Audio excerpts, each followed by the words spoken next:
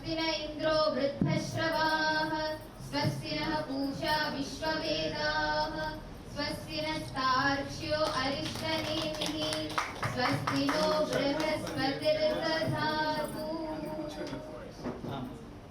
वन्तु विश्वे अमृतस्य पुत्रा आयेदावाणि दिव्यानि तस्तुः वेदाहमेतं पुरुषं महान्तं आदित्यवर्णं तमसः परस्तात् तमेव विदित्वा अतिवृत्तमेति तमेव विदित्वा अमृतत्वमेति नान्यपन्था विद्यते यनाय। ఓం శాంతి శాంతి శాంతి. అద్భుతమైనటువంటి ఈ ఏకదంత ప్రాజెక్టుకి మన అరవిందరావు గారు రావడము చాలా మన సద్భాగ్యం. ఎందుకు అరవిందరావు గారినే ఈ కార్యక్రమానికి పిలవడం ఎందుకు జరిగిందంటే దీనికి చాలా కారణాలు ఉన్నప్పటికీ ఒక బలమైన కారణం మా హృదయంలో ఉంది. ఎందుకంటే వారు లౌకిక సమాజానికి ఇటు ఆధ్యాత్మిక సమాజానికి ఒక వారధి లాంటి వారు. ముండకోపనిషత్తులు ఏం చెప్పిందంటే తమే వైకము జానత ఆత్మానం అన్యవాచో విధిగా దాన్ని అన్వయించుకొని జీవించడానికి ఇష్టపడరు. అందుకే భగవద్గీత మేమెంత కష్టపడి చెప్తున్నప్పటికీ వీళ్ళందరూ ఎవరైనా స్వాములు అయిపోతారేమో అని పిల్లల్ని వెనకలాగుతున్నటువంటి తల్లిదండ్రులను చూస్తున్నాం. కానీ భగవద్గీత చదివినంత మాత్రాన స్వామీజీ వారి దగ్గర విన్నంత మాత్రాన ఎవరో సన్యాసులు అయిపోరు. అది ప్రూవ్ చేయడానికే అరవిందరావు గారు మన ముందు ఉదాహరణ. వాస్తవానికి నాకు తెలిసినటువంటి శాస్త్రజ్ఞానం వారిలో ఒక 1% ఉంటుందో ఉండదో ఐ డోంట్ నో. వారు ఎన్నో పుస్తకాలు రాశారు. ఆ పురోహితం కోసం అనేసి ఎన్నో బుక్స్ నాకే ఇచ్చారు. నా ద్వారా ఎన్నో పంచడం జరిగింది కూడా. వారు స్వామి తత్వవేదానంద సరస్వతి దయానంద సరస్వతి వారి యొక్క అనుగ్రహంతో పూర్తిగా అదే సంప్రదాయంలో ఆ సంస్కృతి సంప్రదాయాన్ని ఎంతో కృషి చేస్తున్నారు. అందువలన వేరే గెస్ట్ ఇప్పుడు ఇక్కడ ఒక కమెడియన్ తీసుకొచ్చామనుకోండి ఒక సినీ పరిశ్రమ నుంచి మొత్తం ఈ ఏరియా అంతా కూడా జనం సందోహంతో నిండిపోతుంది. కానీ దానివల్ల మీకు ఏమవుతుంది, కార్యక్రమం వరకే మనకు అలజడి ఉంటుంది, తర్వాత యథావిధి అవుతుంది. అది మనకు కావాల్సింది కాదు. ఇలాంటి ఉదాహరణ కావాలి సొసైటీకి. వారు ఏంటంటే ఓల్డ్ పీపుల్కి యంగ్ పీపుల్కి ఇద్దరిని కూడా కలుపుతున్నటువంటి ఒక బ్రిడ్జ్ సేతు అన్నాన్ని. అందుకే అరవిందరావు గారి కార్యక్రమం రావడానికి చాలా మన ఆనందదాయకం. అదేవిధంగా ఇప్పుడు ఆర్టిఫిషియల్ ఇంటెలిజెన్స్ వస్తుంది. దానికి సూటబుల్ అయినటువంటి ఒకే ఒక భాష సంస్కృతం. కాబట్టి సంస్కృతం అంటే కేవలము కర్మకాండకి స్తోత్రాలకి స్తుతులకి ఆశీర్వచనాలకే పరిమితం కాదు. ఒకప్పుడు ఇది వ్యావహారికంగా మాట్లాడేవారు. ఒక చిన్న ఉదాహరణ చెప్పి నేను క్లోజ్ చేస్తున్నా. భోజరాజు సమయంలో ఆయన ఏమనుకున్నారంటే సమాజంలో ప్రజల్లో ఉన్నటువంటి ఆలోచన విధానాన్ని గుర్తించాలని బయటకు వచ్చారు. ఒక వ్యక్తి కర్రలు అడవిలో కొట్టి తలపై పట్టుకుంటూ వస్తూ చెమటతో బాగా అలసిపోయారు. అయితే రాజు అడిగాను. అప్పుడు అందరూ కూడా సంస్కృతంలో మాట్లాడేవారు, సంస్కృతంలో జీవించేవారు. వాళ్ళ ఆలోచనలన్నీ సంస్కృతంలో ఉంటాయి. అందుకే సంస్కృతంతో ఎవరైతే ఆలోచిస్తారో, సంస్కృత భాష ఆ సంస్కృతం ఎవరైతే జీవిస్తారో వస్తైవ కుటుంబకం అనేది మన సహజ సిద్ధమవుతుంది. అందువలన మన మాతృభాషను మనం పక్కన పెట్టి విదేశ భాషల మీద వ్యామోహం పడిపోవడం వలన మనకి సహజత్వం పోయింది. కృత్రిమంగా ఆర్టిఫిషియల్గా వచ్చేసింది మన బతుకులు, మన ఆలోచన విధానం. అందువలన రాజు ఏమన్నాడంటే కింతే భారం బాధతి అన్నాడు. కింతే భారం బాధతి. బాధతి అంటే బాధ అనే ధాతు అది ఆత్మనే పదం వాడాలి. కానీ రాజు ఏం వాడాడు, పరస్మయ పదవులు వాడాడు. అందువలన రాజు వాడినటువంటి పరస్మయ పదాన్ని ఆ యొక్క కట్టెలు మోసుకుని వ్యక్తి కూడా చాలా బాధపడ్డాడు. ఏ రాజన్ భారం నా బాధతి యథా బాధతి అన్నాడు. యథా బాధని బాధతి అంటే ఏంటి, ఏ రాజన్ నా కట్టెల వల్ల నాకు బాధ కలగలేదు, కానీ నువ్వు తప్పుగా భాష ప్రయోగించడం వల్ల నాకు ఎక్కువ బాధ కలిగింది అన్నాడు. ఎవరు కట్టెలు కట్టి తల మీద పెట్టుకోవాల్సిన వ్యక్తి. అంటే ఒక సామాన్యులు కూడా సంస్కృత భాషని చాలా జాగ్రత్తగా వాడేవారు. ఇప్పుడు అది మనకు దూరమైంది. కాబట్టి ఈ రోజు సంస్కృత భాష కర్మకాండకే ఉన్నది. కేవలం వివాహాల్లోనూ జన్మ మృత్యుల్లోనూ పురోహితులు పండితులు పిలుస్తున్నాం. వారు తెలుసో తెలియని మంత్రాలు ఉచ్చరిస్తున్నారు. శ్రాద్ధంలోని వివాహ మంత్రాలు, వివాహంలోని శ్రాద్ధ మంత్రాలు అన్ని మిక్స్ కొడుతున్నారు. ఎవరు కూడా వినడానికి మనకు అంత సమయం కూడా లేదు. కాబట్టి ఇప్పుడు అందరూ కూడా సంస్కృత భాష అనేది చాలా అవసరము. దీన్ని మీరు అందరూ గమనించాలి. ఈ మీడియా మిత్రులు కూడా వచ్చారు. మీ అందరూ కూడాను ఏదో భాగస్వామ్యం కావాలి. ఏదో ఎవరు ఒక్కరు చేస్తే అయిపోదు. కార్యక్రమం వచ్చిన అందరికీ కూడాను ఆ యొక్క ఆత్మస్వరూప బంధుగా ఈశ్వర కృపా కటాక్షము పుష్కలంగా ఉండాలని అరిహేవంతో. అందరికీ నమస్తే అండి. Ekadanta online platform learning course అన్నమాట. ఇది సంస్కృత భాష వర్ణమాల నుంచి సంభాషణ వరకు, అంటే మధ్యలో వచ్చే అన్ని టాపిక్స్ కవర్ చేస్తూ మేము ఒక్కొక్క టాపిక్ని ఒక్కొక్క ఎపిసోడ్ లాగా షూట్ చేసి అప్లోడ్ చేస్తామన్నమాట.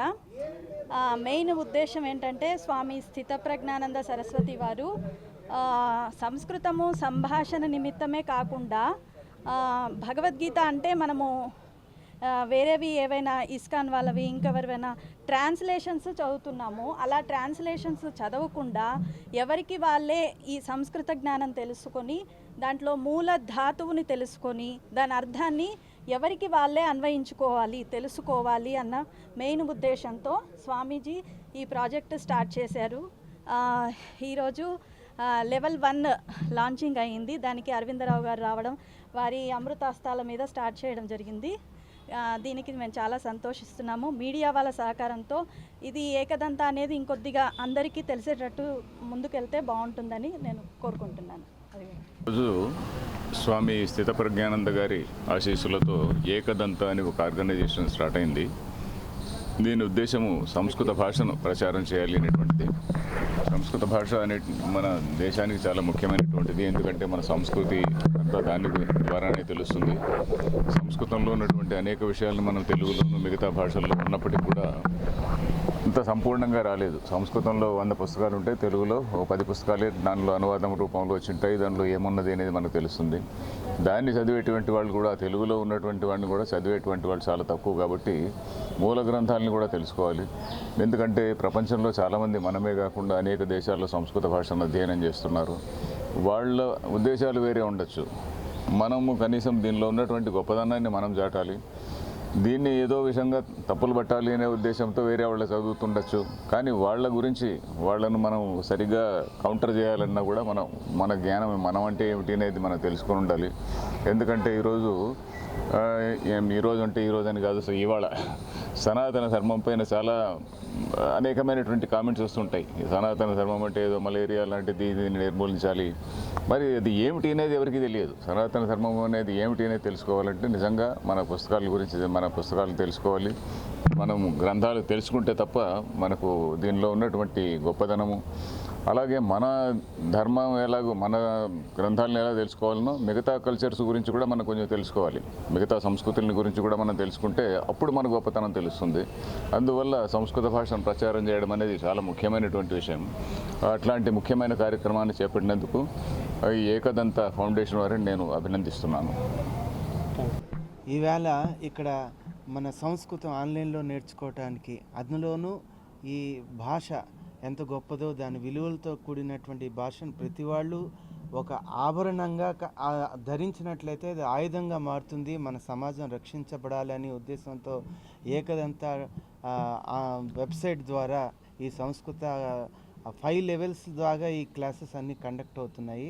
అటువంటివన్నీ కూడా ఎంతో డీటెయిల్డ్గా PDF రూపంలోనే అన్నీ అందిస్తూ, పాఠాలు, తర్వాత లెక్చర్సు, దాని మీద ఉండే డిబేట్స్, ఇవన్నీ కూడా హయ్యర్ లెవెల్కి తీసుకెళ్ళటానికి, అంటే మన జీవితాన్ని కూడా ఒక హయ్యర్ లెవెల్కి తీసుకెళ్ళడానికి సంస్కృతం ఏ రకంగా ఉపయోగపడుతుందని స్వామివారు చేసినటువంటి కృషి ద్వారా ఈ సమాజం మరింతగా అభివృద్ధి చెందుతుంది. సమాజం మరింత రకంగా రక్షింపబడుతుంది. అనేక రకరకాలైనటువంటి విధ్వంసాలతోటి భారతదేశం ఎదుర్కొంటున్నటువంటికి ఈ ఐక్యత ఎంతో ఉపయోగపడుతుంది. ఏకదంత ఈ వెబ్సైట్ ద్వారా అందరూ కూడా ఈ భాషను నేర్చుకుని, సంస్కృత భాషను నేర్చుకుని సమాజాన్ని ఉద్ధరించాలని, తాము సంస్కరించుకోవాలని కోరుకుంటూ జై శ్రీరామ్. హరి ఓం తత్సత్. శ్రీ గురుభ్యో నమః. ఈరోజు ఏకదంత అనే పేరు మీద ఒక సంస్కృత ప్రాజెక్ట్ని లాంచ్ చేయడం జరిగింది. ఎందుకంటే మన యొక్క నరాల్లో మన సంస్కృతి భాష అనేది ఇమిడి ఉన్నది. కానీ దాన్ని మనము పైకి తీసుకురావట్లేదు. దాన్ని ఏదో ఒక పరాయి భాషగా, ఇది ఒక ఫారెన్ లాంగ్వేజ్గా మనం దాన్ని పక్కన పెట్టేసి ఉన్నాము. దాన్ని చూసి భయపడుతున్నాము. దానిపై గౌరవం అయితే ఉన్నది కానీ దాని దగ్గరకు పోవట్లేదు. ఎందుకంటే ఎప్పుడైతే ఒక భాషని మనం నిర్లక్ష్యం చేస్తుంటామో దాని నుండి కనెక్ట్ అయి ఉన్నటువంటి సకల తత్వం కూడా మన నుంచి దూరం అవుతున్నది. అందువలన ఈరోజు మనం లేచినప్పటి నుంచి పడుకున్నంత వరకు, పుట్టినప్పటి నుంచి మరణించినంత వరకు ఈ యొక్క సంస్కృత భాష ఏదైతే జీవన విధానంగా ఉన్నదో అది మనకి దూరం అయిపోవడం వలన ఇతర భాషలపైన వ్యామోహం పెంచుకుంటూ ఇప్పుడు చిన్నపిల్లల నుంచి కూడాను మాతృభాషను దూరం చేస్తున్నారు. అందువలన వారి యొక్క ఆలోచనలు ఏవైతే ఉన్నాయో ఒక ఆర్టిఫిషియల్గా ఉన్నాయి తప్ప న్యాచురల్గా సహసిద్ధంగా లేవు. కాబట్టి ఇప్పుడు ఆర్టిఫిషియల్ ఇంటెలిజెన్స్ రూలింగ్ చేసే సమయం రాబోతున్నది. కాబట్టి ఆ భాషకి ఒక ఉపయుక్తకరమైనటువంటి భాష ఏదైతే ఉందో అది సంస్కృతము. ఎందుకంటే ఇంగ్లీష్ భాష అనేది దానికి ఉపయుక్తంగా లేదు. ఎందుకంటే ఆ ఇంగ్లీష్ భాషలో ఆ యొక్క గ్రామర్కి కానీ శబ్దానికి కానీ ఎటువంటి సైంటిఫిక్ అంటే వైజ్ఞానికత లేదు. ఎందుకు? మనకి నో ఎన్ఓ నో అన్నా కేఎన్ఓడబ్ల్యూ నో అన్నా ఒకే రకంగా ఉచ్చారణ ఉంటుంది. బట్ ఐ నో దిస్ అన్నామనుకోండి, సంస్కృతంకి ఇంగ్లీష్కి తేడా ఏంటి? కంప్యూటర్ ఏం చేస్తుంది? ఐ నో దిస్ అంటే ఐ ఎన్ఓ నో దిస్ అంటుంది. అప్పుడు మొత్తం పూర్తిగా అర్థమే మారిపోతుంది. కాబట్టి శబ్దంలోను ఉచ్చారణలోను వ్యాకరణంలోను సైంటిఫిక్గా ఉన్నటువంటి భాష ఏదైతే ఉందో అది కేవలం సంస్కృత భాష. కాబట్టి ఒకప్పుడు ఇది వ్యావహారికంగా ప్రతి ఒక్కరు సంస్కృతంలో మాట్లాడేవాళ్ళు. అందుకే సకల శాస్త్రాలు సంస్కృతంలోనూ రాయబడ్డాయి. కాబట్టి మళ్ళీ మన యొక్క ఈ సంస్కృతంలో ఉన్నటువంటి శాస్త్రాల యొక్క గూఢార్థాన్ని యథార్థ తత్వాన్ని మళ్ళీ మనం గ్రహించి మన పూర్తి యొక్క మన సామాన్య మానవ జీవితం నుండి ఒక దివ్య జీవితంలోకి మనం మారాలంటే సంస్కృతం అనేది మనకి నీడ్ ఆఫ్ ది అవర్ అనమాట. అంటే ఎందుకంటే సంస్కృతం అనేది ఏదో పండితులకి పురోహితులకి అవసరమని మనం భ్రమపడుతున్నాము. అందువలన ఎప్పుడైతే సంస్కృతం యొక్క గొప్పతనాన్ని మనం పక్కన పెట్టామో కేవలం పండితులు పెళ్ళిళ్ళలోనూ శ్రాద్ధాల్లోనూ పరిమితం అయిపోయింది. కాబట్టి వారు కూడాను ఎటువంటి అర్థం తెలియకుండానే ఆ మంత్రాలు ఉచ్చారణ చేస్తున్నారు.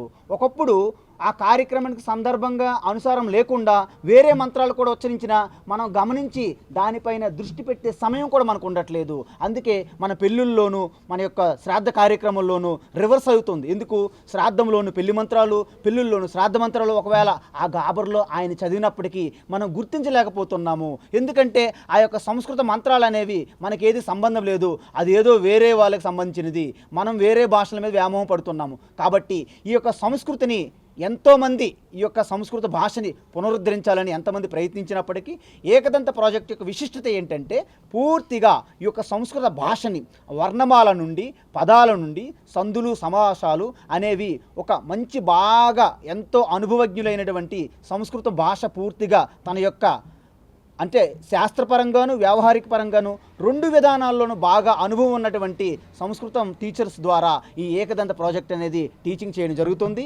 దీన్ని పూర్తిగా ఒక సోఫిస్టికేటెడ్ అంటే ఒక మంచి టెక్నాలజీ ద్వారా షూట్ చేసి ఎడిట్ చేసి దీన్ని వెబ్సైట్లో పెట్టడం జరుగుతుంది. దాంట్లో పూర్తిగా ఒక ఎపిసోడ్ అలాగా ఎపిసోడ్ తర్వాత ఎపిసోడ్ వచ్చే విధంగా ఈ విధంగా 5 లెవెల్స్లో ఈ యొక్క సంస్కృతి ప్రాజెక్ట్ ఏకదంత అనేది రూపొందించడం అవుతున్నది. కాబట్టి దీన్ని ఒక లెవెల్ అయిన తర్వాత రెండో లెవెల్ వెళ్ళేందుకు అలాగా దాని యొక్క లెవెల్స్ దాని యొక్క డిస్క్రిప్షను దానిపైన ఉన్నటువంటి మెటీరియల్ ఏదైతే ఉందో పీడిఎఫ్ ద్వారా కూడా మనము అందించడం జరుగుతుంది. కాబట్టి ఏకదంత ప్రాజెక్ట్ని ఎవరైతే పూర్తిగా ఈ 5 లెవెల్స్లో ఎవరైతే అభ్యసిస్తారో వారికి కేవలం మాట్లాడడం మాత్రమే కాదు. ఎందుకంటే కేవలం భాష అనేది మాట్లాడడంతో ఆగిపోయింది అనుకోండి, దానివల్ల ప్రయోజనం మనకేమీ ఉండదు. ఎందుకంటే మాట్లాడడానికి ఏ భాష అయినా వాడచ్చు. కానీ మాట్లాడడానికే పరిమితం కాకుండా ఈ సంస్కృత భాష ద్వారా మినిమంలో మినిమం భగవద్గీత లాంటి మన జీవన ఆధారము, మన మోక్ష శాస్త్రము, మన యొక్క జీవన విధానాన్ని తెలియజేసే భగవద్గీత లాంటి ఒక శాస్త్రాన్ని అర్థం చేసుకోవడానికి సామాన్యమైనటువంటి పరిభాష ఏదైతే కావాలో అది ఏకదంత ద్వారా అందించడానికి ప్రయత్నిస్తున్నాము. కాబట్టి అందరూ కూడాను ఈ యొక్క గొప్ప అవకాశాన్ని సద్వినియోగం చేసుకోవాలని మీడియా మిత్రులందరూ అలాగే ప్రతి ఒక్కరు కూడాను ఈ ఏకదంత ద్వారా అందించే ఈ యొక్క సంస్కృత భాష ప్రాజెక్ట్ ఏదైతే ఉందో దీన్ని పూర్తిగా తెలుసుకొని వారి యొక్క జీవన విధానంలో అన్వయించుకొని ప్రతి ఒక్కరు కూడాను ప్రపంచంలో ఈరోజు అన్ని దేశాల వారు భారతదేశం వైపు చూస్తున్నారు. ఎందుకంటే మనకున్నటువంటి ఈ యొక్క జ్ఞాన భాండాగారం అంతా కూడా సంస్కృత భాషలో ఉన్నది. కాబట్టి ఎవరో ఇంగ్లీష్ వాళ్ళు జర్మన్ వాళ్ళు మనకు చెప్తే తప్ప మన భాష మన జ్ఞానం మనకు తెలియట్లేదు. అందువలన వాళ్ళు ఇచ్చే అనువాదాలు ఏవైతే ఉన్నాయో తప్పుడు అనువాదాలు. ఇప్పుడే మన ఫార్మర్ డీజీపీ అరవిందరావు గారు చెప్పారు, వాళ్ళు సంస్కృత భాష తెలుసుకుంటున్నారు కానీ మనలాగా మన తత్వాన్ని మన సంస్కృతిని ఏదో అభివృద్ధి చేయడానికి ముందుకు తీసుకురావడానికి కాదు, మనలో ఉన్నటువంటి ఎక్కడైనా చిన్న చిన్న ఉన్నాయో ఆవిని వెలికి తీసి మన మీద బురద జల్లడానికి చేస్తున్నారు. కాబట్టి వాడిని తిప్పికొట్టాలంటే మనం పూర్తిగా మూలాల్లోకి వెళ్ళి మన తత్వాన్ని తెలుసుకోవాలంటే సంస్కృత భాష అనేది చాలా అవసరము. దీన్ని మీరు గుర్తించాలని అదేవిధంగా మరింత మందికి చేరవేసి మీడియా మిత్రులందరూ కూడాను ఈ యొక్క సంస్కృతంకు సంబంధించినటువంటి ఏకదంత ప్రాజెక్ట్ గురించి మరింత ప్రజల వద్దకు తీసుకెళ్లాలని మీ అందరికీ వినయించుకుంటూ హరి ఓం తత్స సర్వం శ్రీకృష్ణార్పణమస్తు.